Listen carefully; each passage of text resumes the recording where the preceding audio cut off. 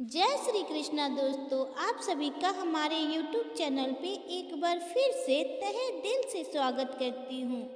आखिर कर्ण की मौत पे गंधारी ने क्या दिया? दोस्त, महाभारत का युद्ध समाप्त हो चुका था। माता गंधारी भगवान श्री कृष्ण से मिलने द्वारकापुरी जाती हैं। गंधारी को आते देखकर भगवान श्री कृष्ण कहते हैं, प्रणाम माते, मेरे आओ भाग्य कि आप यहाँ पधारी। मेरा मन भर गया है। माते, कैसे कष्ट किए आपने यहाँ आने के। तब माता गंधारी बोली, मैं तुमसे कुछ पूछना चाहती हूँ वासुदेव। तुम मुझे वचन दो कि तुम मुझे बताओगे। तब भगवान श्री कृष्ण बोले, आप जो भी पूछने आई हैं, यदि उस विषय में मुझे कुछ भी ज्ञान हुआ तो मैं अवश्य बताऊंगा। तब माता गंधारी धीरे से बोली, तुम्हें किस बात का ज्ञान नहीं है मधुसूदन? यदि तुम अंतर्यामी न होते तो मैं तुम्हारे पास आती ही क्यों? भगवान श्री कृष्ण मुस्कुराकर बोले, तो पूछिए माते, प्रतीक्षा क्यों कर रही हैं? क्या जानना चाहती हैं आप? माता गंधारी बोली, मैं कुंती की आंखों में उमड़ते आंसुओं का भेद जानना चाहती हूँ। वासुदेव, मैं उसके दुख का रहस्य जानना चाहती हूँ। आज उसने अपने अश्रुओं को मन का फैला हुआ हर्ष बताया है। उसे किस बात का दुख है वासुदेव? तब भगवान श्री कृष्ण कुछ इस प्रकार कहते हैं, जिस प्रकार सूरज के साथ किरण और चंद्रमा के साथ चांदनी रहती है, दुख और जीवन बंधन के दो नाम होते हैं। जब तक शरीर में प्राण रहता है तब तक जीवन में दुख रहता है। दुख से तो उसी समय छुटकारा मिलता है जब स्वयं जीवन से छुटकारा मिल जाए। माता गंधारी करुणा भरे स्वर से बोली, उसे क्या दुख है वासुदेव? यदि वो आंसू मेरी आंखों में होते तो कोई आश्चर्य ना होता। मैंने एक एक करके अपने 100 पुत्र खो दिए हैं। मेरा तो जीवन शोक में डूब चुका है, परंतु कुंती ने तो कुछ भी नहीं खोया। सारा संसार जानता है कि उसके 5 पुत्र जीवित हैं। भगवान श्री कृष्ण बोले, सारा संसार यह अवश्य जानता है कि उसके 5 पुत्र जीवित हैं, क्योंकि सारा संसार यही समझता है कि उसके 5 ही पुत्र हैं।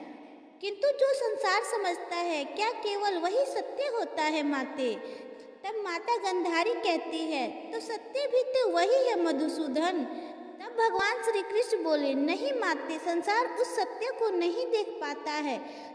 जो संसार के खोखले आदर्श और परंपराओं के आडंबरों के कारण स्वयं को छुपाने पर विवश हो जाते हैं।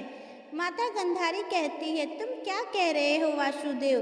मैं कुछ समझ नहीं पा रही हूँ। यदि यह सत्य नहीं है तो फिर सत्य क्या है? भगवान श्री कृष्ण बोले, सत्य यह है कि बुआ कुंती के 5 नहीं 6 पुत्र थे। माता गंधारी बोली, नहीं, यह कदापि नहीं हो सकता। तब भगवान श्री कृष्ण बोले, यदि ऐसा नहीं होता माते, तो आपको उनके आंसुओं में अंगारों जैसे गर्मी का अनुभव भी नहीं होता। माता गंधारी थोड़ी डर सी गई और दबी हुई आवाज में बोली, किंतु उसका 6वां पुत्र कौन था? तब भगवान श्री कृष्ण बोले, अंगराज कर्ण। क्या आप जानती हैं माते कि अंगराज कर्ण कौन थे? वह कुंती के ही पुत्र थे। पांडव के ज्येष्ठ भ्राता अंगराज कर्ण का जन्म बुआ कुंती के विवाह से पूर्व सूर्य देव के वरदान से हुआ था, लेकिन कुंवारी माता कहलाने के लांछन से उन्हें इस सत्य को संसार से छुपाना पड़ा। तब माता गंधारी रोती हुए बोली, हमारा कर्ण कुंती पुत्र था तो कुंती ने मुझे बताया क्यों नहीं? यदि वह केवल मुझे ही बता देती तो ईश्वर की सौगंध यह महाभारत ही नहीं होता।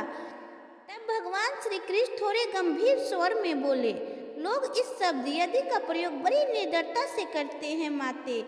लोग यही कहते हैं, यदि ऐसा ना हुआ होता तो ऐसा हो जाता, और यदि ऐसा हो जाता तो ऐसा ना हुआ होता। किंतु लोग इतना नहीं जानते हैं कि इस यदि शब्द के हाथ इतने छोटे होते हैं कि वह मनुष्य के भाग्य के लेखा और होने और नियति के पास भी नहीं पहुंच सकते। उसे रोकना तो बहुत दूर की बात है। होनी और नियति ने निर्णय कर लिया था कि महाभारत का युद्ध होगा, इसलिए इस युद्ध को कोई नहीं रोक सकता था माते। तब माता गंधारी कहती है कि तुम ठीक कहते हो केशव, इस युद्ध को कोई नहीं रोक सकता था, होनी होकर ही रहती है।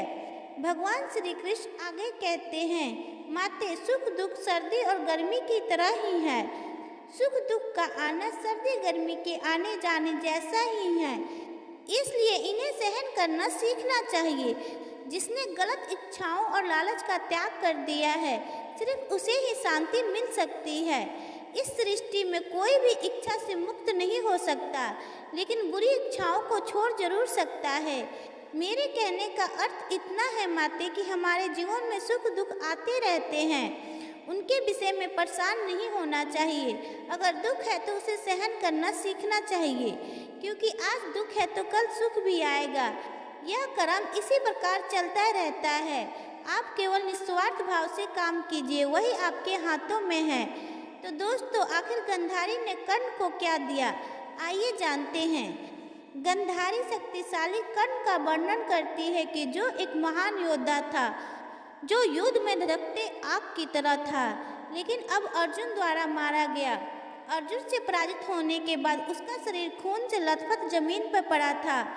कर्ण एक कुशल तीरंदाज और सारथी था, जिससे कई लोग डरते थे, लेकिन अंत युद्ध में उसकी मृत्यु हो गई।